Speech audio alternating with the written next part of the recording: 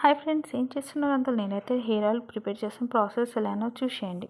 5 ఉసిరికాయలు, మెంతులు 2 spoons, kalonji seeds 3 spoons, flax seeds 3 spoons. Mixie గిన్నె తీసుకొని మెంతులని అందులో పౌడర్ చేసుకొని పెట్టేసుకోండి. అలాగే మిక్సీ గిన్నెలో ఆమ్లా కూడా వేసి పేస్ట్లా చేసుకోండి.